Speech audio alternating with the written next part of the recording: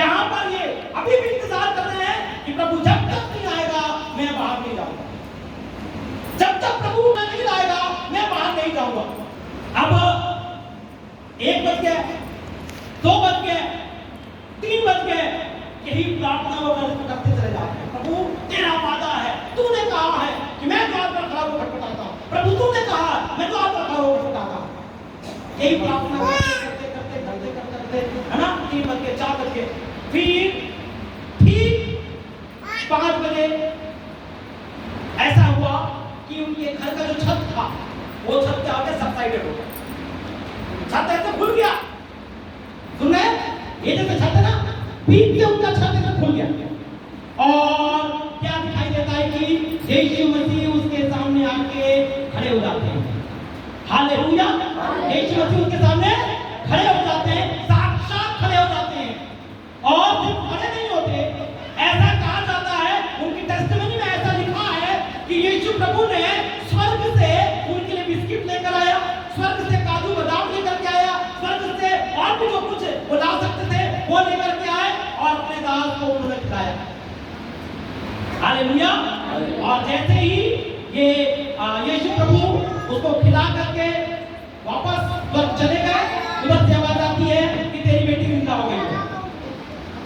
Hallelujah.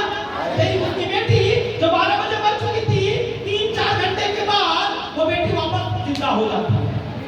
मैं आज आपसे क्या कहना चाहता हूं, अगर आप अपने आप से कुछ फैसला करते हैं कि मुझे ये चाहिए, मैं ये हासिल करके रहूंगी, मैं ऐसा करके रहूंगा, तो वो आप निश्चित तौर पर करेंगे। आमीन। तो अपने आप से आप वादा करें। तो आइए हम जल्दी से खुदावंद के कलाम में जाते हैं और निकाल कर पढ़ेंगे मत्ती सुसमाचार 15वां अध्याय।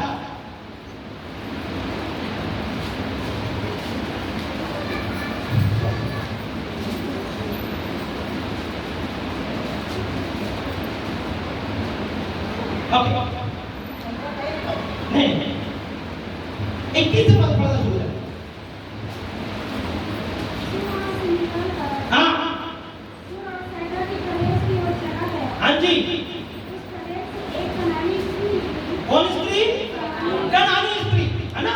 कनानी स्त्री लोग यीशु मसीह पर विश्वास नहीं किया करते थे, वो कनानी लोग थे, वो अन्य जाति के लोग थे। ठीक है। और चिल्लाकर कहने लगी, हे प्रभु दाऊद की संतान, मुझ पर दया कर, मेरी बेटी को दुष्ट आत्मा बहुत सता रही है। पर यीशु ने कोई जवाब नहीं दिया। तब उसके चेलों ने आकर विनती की, इसे विदा कर,